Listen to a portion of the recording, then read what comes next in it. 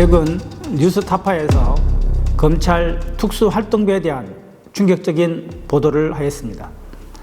보도 내용을 보면 윤석열 대통령이 검찰총장 재임 기간 20개월 가운데 17개월 동안 특활비 중 70억 원을 현금 저수지를 만들어서 현금으로 집행했다고 합니다.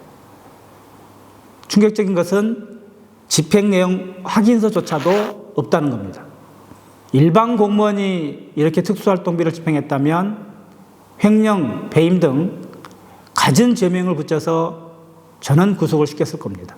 과거 검찰은 기업 비자금에 대해서도 수사를 하고 재벌의 총수조차도 구속한 사례들이 있습니다.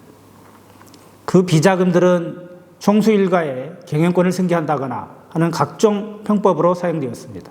검찰 특활비 현금 저수지를 만들어서 집행한 이 또한 과거 기업의 비자금과 다를 바가 무엇이 있습니까? 현금 저수지라고 표현한 것은 법적, 행정적 통제를 벗어났기 때문입니다. 정부 지침 어디에도 현금 저수지를 만들어서 임의대로 이렇게 현금으로 쓰라는 지침은 없습니다. 대한민국에서 검찰 아니고는 이렇게 집행할 수 있는 곳은 국가기관 그 어느 곳도 없습니다. 특수활동비 사용 내역도 충격적입니다. 1억 5천만 원 특수활동비를 현금 영수증 한 장만 딸랑 받고 누군가에게 줬다고 합니다. 5만 원권으로 보면 3,000장에 해당하는 금액입니다. 또 한창 특수활동비 논란이 일어났던 그 시기에도 하루에 3억 6,800만 원을 집행을 했습니다. 겁이 없어도 너무나 없습니다. 재미난 것도 있습니다.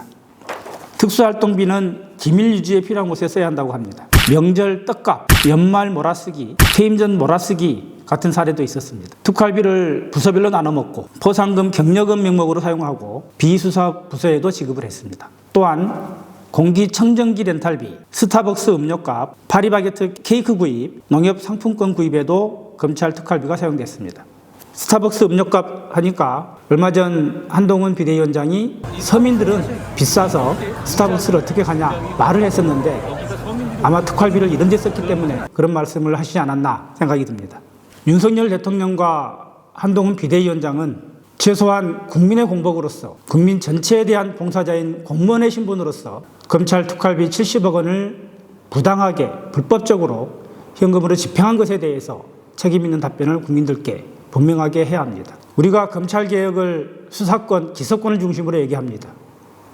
더 중요한 것은 검찰의 이런 특권과 특혜를 없애는 겁니다. 불법과 부당한 집행을 해도 처벌받지 않는 공무원들, 그 국가기관은 국민들에게 있어서는 해악일 뿐입니다. 윤석열 대통령과 한동훈 비대위원장의 책임 있는 답변을 국민들께서는 바라고 있습니다.